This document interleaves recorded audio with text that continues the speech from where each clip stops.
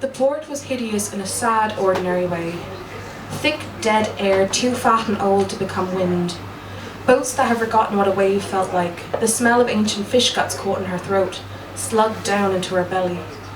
The ugliness exhausted her, the kind of ugly that made a person too tired to want to die. The wisteria was where he said it would be. The key fit in the back. When she got down on her knees, knocking at the floor, she found a spot that rang hollow. She was surprised. Maybe he wasn't cruel, but he was usually a liar. She rested on her knees, looking down at the plank, the strain pulling at the muscles in her thighs. Her legs ached. They always ached. Feeble, clumsy slabs of undercooked dough. At night, lying next to her husband, she sometimes thought about what would happen if she cut them off. It is a fact universally acknowledged that an earthworm can learn to survive if you cut it in half. I am a half, she thought, looking down at her legs, and reached down to the wood to pull it up, sinking her nails into the space between planks. She gripped the edges and yanked it upwards, looking into the hole. Her skin was in the hole. The words she thought when she saw her skin weren't words in the way a human is able to understand them. It was in a language that her children would never speak.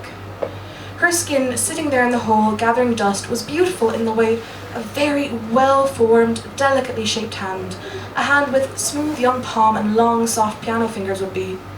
After you had cut that hand off at the wrist and placed it on a plinth to be looked at by the eyes of curious but indifferent strangers. It was gorgeous and horrific and exposed and so very wrong. She looked at her skin, the inky oiled shine of it beaming black. It changed colour under the shallow light of the boat, dark rainbow rolls, a slowly rippling petrol spill.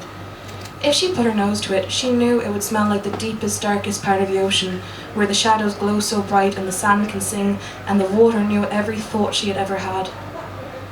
She reached out to touch it and it clung to her fingers, sticking to her fingers.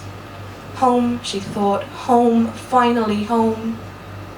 A violent buzz jolted her, her hand jerking away from the skin. Phone. Her phone.